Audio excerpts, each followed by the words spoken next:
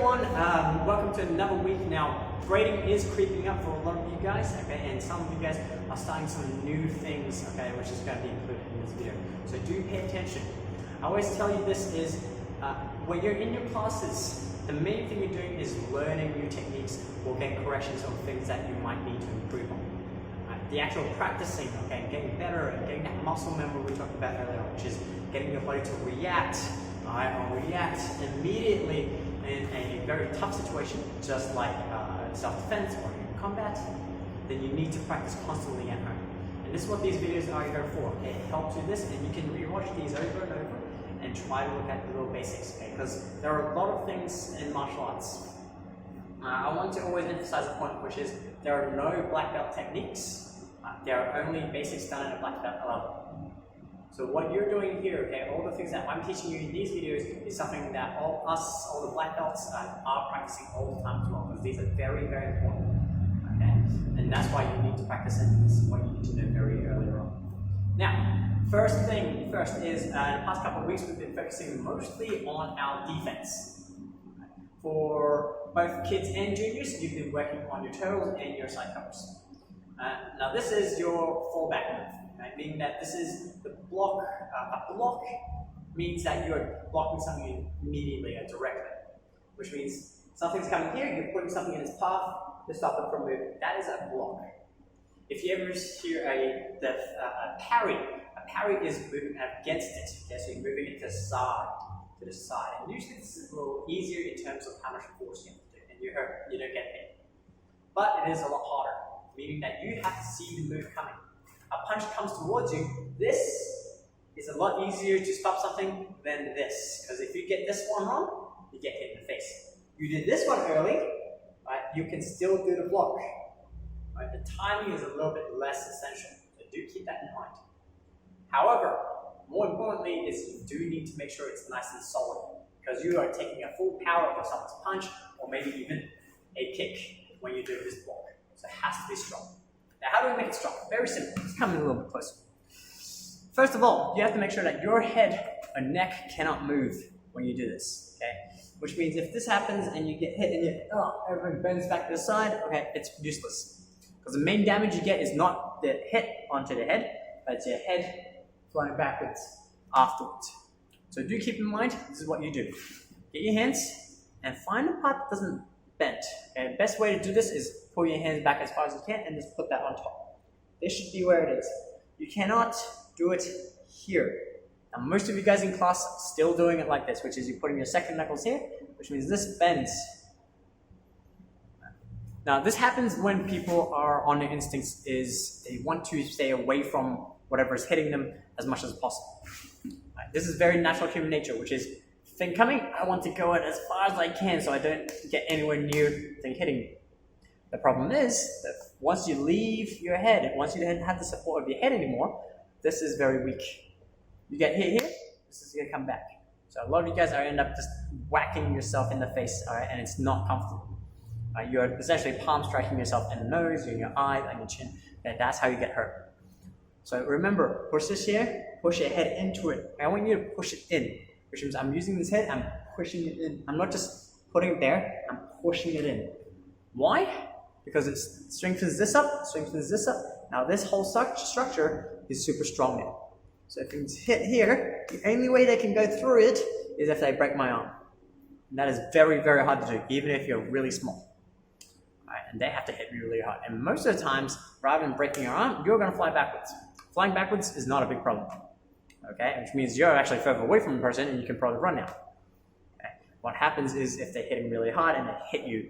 Okay, so make sure you're here. Now, I don't care much about your hands. You can go and rest on top of your head if you're open-handed. Okay, or if you already have your hands closed, you put it here. Make sure this, look, the wobbly bit should not be the one interacting with my head. Okay, it's the part below it. Okay? Now, when it comes to the side part, okay, this is when your cover's here. So you've done the turtle. Make sure your turtle, keep your elbows tucked in, and you still have a little gap here so you can still see. If you open it up, this is a useless block. It's going to go straight in, it's not doing anything. So make sure it's tucked in and you can still see. From here, if you want to transition to a cover, watch. I move here onto the side here. I push this into my temple. This is where you can feel a little bit of muscle here, right in front of the eye. The elbow is here. This is all the way here and wrap behind my head. And here, my hand has to drop back to your gut. Do not have both of them up here. This is not a very safe position. Your entire face is exposed. Hands can't retaliate. You cannot fight back here. This is all you have. Very hard to attack here. So have this one here and use this as a shield.